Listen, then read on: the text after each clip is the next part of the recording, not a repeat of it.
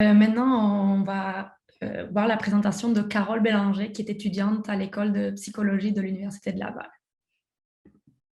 Oui, bonjour à tous. Donc, ma présentation porte sur les effets des symptômes non moteurs sur la qualité de vie des personnes atteintes de la sclérose latérale amyotrophique. Donc, la SLA, qui est aussi communément appelée la maladie de Charcot ou de Lou Gehrig, c'est une maladie neurodégénérative qui va entraîner une perte progressive des neurones moteurs. Donc, il va s'en suivre une paralysie diffuse, comme les neurones qui envoient des informations aux muscles vont mourir progressivement. Cette maladie-là va entraîner la plupart du temps la mort par une insuffisance respiratoire. Les personnes atteintes ont une survie moyenne de 3 à 5 ans. Les symptômes moteurs, c'est-à-dire les symptômes physiques, sont ceux qui vont dominer le portrait clinique. Donc, en effet, la SLA mène à une paralysie progressive de l'ensemble du corps et avec l'évolution de la maladie, les symptômes moteurs vont devenir extrêmement incapacitants. Considérant qu'il n'y a aucun traitement curatif pour cette maladie, il est nécessaire de miser sur la qualité de vie de ces personnes. Prochaine diapo. Les objectifs de la revue vont être de documenter les symptômes non moteurs, donc plus précisément les symptômes affectifs, cognitifs et comportementaux chez les patients en début de maladie, de déterminer les impacts de ces symptômes sur la qualité de vie des personnes et de documenter les besoins liés aux symptômes non moteurs qui ont un impact sur la qualité de vie. Prochaine diapo.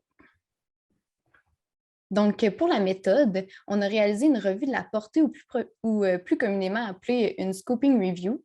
Donc, après avoir fait le tour de 6 bases de données, 2812 articles ont ressorti avec notre stratégie de recherche. Après avoir fait le tri des articles non pertinents, on a gardé 11 articles qui répondaient à nos critères d'inclusion et qui nous intéressaient plus particulièrement. Donc, dans nos résultats, les symptômes affectifs sont ceux qui ont ressorti le plus souvent et qui étaient le plus étudiés. Donc, les principaux étaient l'anxiété et la dépression. Ces symptômes-là sont souvent observés dans la première année qui va suivre le diagnostic. Pour les besoins affectifs, 4 besoins majeurs ont ressorti. Tout d'abord, le bien-être spirituel et l'importance de la foi étaient quelque chose d'important pour les personnes atteintes de la SLA. Et cela faisait référence à l'investissement d'une partie de leur espoir dans ce qui va arriver après leur mort, comme par exemple penser à aller au paradis après la mort, rejoindre des proches qui sont décédés, etc. Ensuite, le support social et émotionnel, ainsi que le maintien de la dignité, donc de pouvoir collaborer sur les décisions qui regardent leur bien-être, ont aussi été mentionnés comme des besoins qui est important. Et finalement, le maintien d'une identité, soit de maintenir une certaine normalité et de continuer à occuper les mêmes rôles familial ou professionnels, et ce le plus longtemps possible, était très important pour ces personnes. Pour les symptômes cognitifs, il a ressorti les déficits exécutifs légers. Donc, ça peut se manifester là, par un manque d'adaptation à une situation ou l'échec de l'exécution nécessaire pour atteindre un but.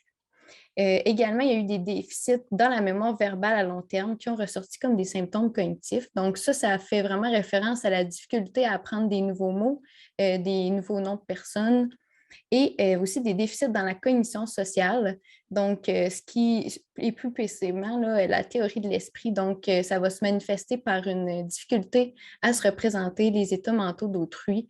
Donc, qu'est-ce que l'autre pense, qu'est-ce que l'autre ressent. Des niveaux plus élevés de difficultés cognitives aussi seraient associés avec des plus bas scores de qualité de vie. Comme les déficits viennent grandement interagir dans les relations interpersonnelles ainsi que dans le fonctionnement au quotidien de ces personnes qui ont la SLA. Dans les symptômes comportementaux, on a l'apathie qui se définit globalement là, par une perte de motivation, de désir et d'émotion. Donc, les personnes apathiques ayant la SLA rapportaient une perte d'espoir plus élevée, un support négatif du partenaire plus élevé, plus de stress et une moins bonne qualité de vie. Les difficultés aussi dans les relations interpersonnelles ont ressorti et celles-ci peuvent être causées par l'apathie plus particulièrement, mais aussi les déficits cognitifs et les symptômes affectifs. Donc, on voit vraiment qu'ils sont tous interreliés.